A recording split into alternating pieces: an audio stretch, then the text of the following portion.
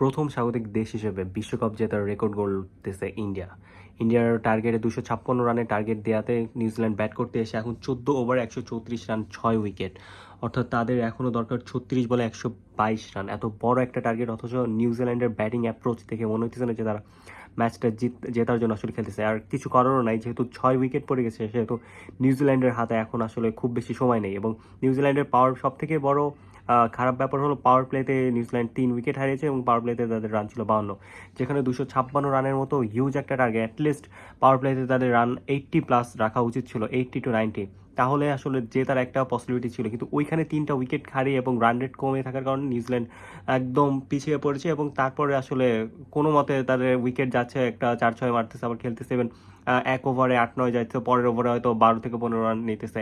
তো এরকম ওই যে 1 ওভারে যে 8 রান নিতেছে, পরের ওভারে 12 রান, ওই 8-9 রানের ওভারটার জন্য কিন্তু নিউজিল্যান্ড আসলে পুরোটা পিছিয়ে যাচ্ছে। এবং ভারত ইতিহাসের প্রথম দেশ হিসেবে হিস্ট্রি করতেছে যে নিজেই বিশ্বকাপ আয়োজন করে এবং ম্যাচটাকে তারা বিশ্বকাপটা জিতেছে। যদিও এর মধ্যে কিন্তু অনেক বিতর্কিত ইনসিডেন্ট হয়ে গেছে, যেমন ভারত কোয়ার্টার ফাইনাল ম্যাচে হিটমায়ারের যে আউটটা ওয়েস্ট ইন্ডিজের এগেনস্টে, সেটা কিন্তু ব্যাটে টাচ হয়নি, কিন্তু তারপরে কিন্তু ভারত এক ধরনের পক্ষপাতিত্ব দেখিয়ে কিন্তু এই উইকেটটা কিন্তু নিয়েছে। এখন কিন্তু এই ম্যাচে তারপরে আসলে ওই ধরনের ভারতের পক্ষপাতিত্বের আহ, একদম এক্স্যাক্ট সরাসরি কোনো ইনভলভনেস পাওয়া যায়নি। যদিও তারা যে মাঠে খেলতেছেন, এটার একটা কথা আছে যে মাঠগুলোকে শুকনো রাখার জন্য কিন্তু তারা মাঠের প্রায় খেলার ম্যাচের 2 থেকে 1 দিন আগে বিদেশ থেকে রাসায়নিক পদার্থ নিয়ে মাঠকে শুকনো রাখছে, পুরো মাঠকে ব্যাটিং উইকেট ফ্রেন্ডলি করে দিয়েছে। আসলে যেই ধরনের পিচে তারা আসলে খেলে, বা আইপিএল যেরকম পিচে খেলা হয়, তারা আসলে ওই ধরনের পিচে আসলে বানিয়ে রাখছে, অর্থাৎ তারা আগে থেকে প্রিপেয়ার ছিল।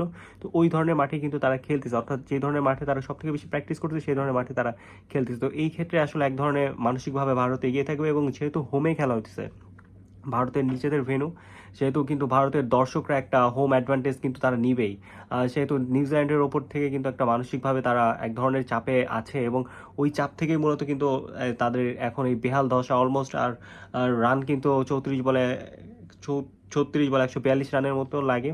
এত হিউজ একটা টার্গেট কিন্তু আমার মনে হচ্ছে না যে 122 রান, মনে হচ্ছে না যে ভারত আসলে আহামরি কিছু না হলে আসলে নিউজিল্যান্ডের যেটা সম্ভব, আসলে কোনোভাবেই যেটা সম্ভব না। তাদের বল প্রতি 3 রানের মতো লাগে, এত হিউজ একটা আর যেহেতু তাদের উইকেট আছে মাত্র 4টা, তো এই অবস্থায় কিন্তু তাদের জেতা খুবই একদম অসম্ভব। জিমি নেশাম আছে এবং শান্তনের আছে, তারা দুইজন আসলে খুব একটা এগিয়ে নিতে পারবে না।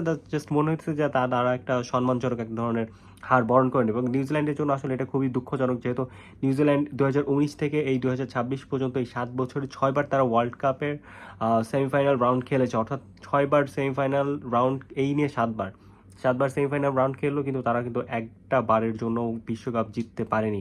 এটা কিন্তু একটা বড় ধরনের আক্ষেপ। এবং তাদের কিন্তু ফর্ম টর্ম সব কিছু ঠিক আছে, কিন্তু আসলে সেমিফাইনাল কিংবা ফাইনাল আসলে কিন্তু তাদের কী যেন হয়। আজকেও কিন্তু তারা আশানুরূপ ওই ধরনের ব্যাটিং করতে পারে। টিপিক্যাল নিউজিল্যান্ড যে ধরনের ব্যাট করে, তারা কিন্তু সেই ধরনের ব্যাট বা সেই ধরনের তাদের ভক্তদের ওই ধরনের আশানুরূপ কোনো পারফরমেন্স কিন্তু তারা দেখাতে পারেনি। এবং তারই ফলস্বরূপে তারা হারের দিকে ধাবিত হচ্ছে এবং হারটাকে আসলে বরণ করে নিতে যাচ্ছে। সেটাই আসলে মনে হচ্ছে এটা আসলে এক ধরনের সময়ের অপেক্ষা, যে তারা ইন্ডিয়ার হাতে পুরোপুরি ম্যাচটাকে দিয়ে দিবে এবং 20 ওভার খেলা শেষ, ইন্ডিয়া জাস্ট ট্রফি নেওয়ার জন্য আসলে ওয়েট করতেছে। এবং ইন্ডিয়ার অ্যাপ্রোচ বা ইন্ডিয়ার সব কিছু দেখে আসলে ওইটাই মনে হইতেছে। এবং নিউজিল্যান্ডের অ্যাপ্রোচ দেখেই মনে হচ্ছে তারা আসলে এখন আর জেতার জন্য খেলতেছে না, একটা সম্মানজনক হারই তাদের সব থেকে বড় প্রাপ্তি হবে।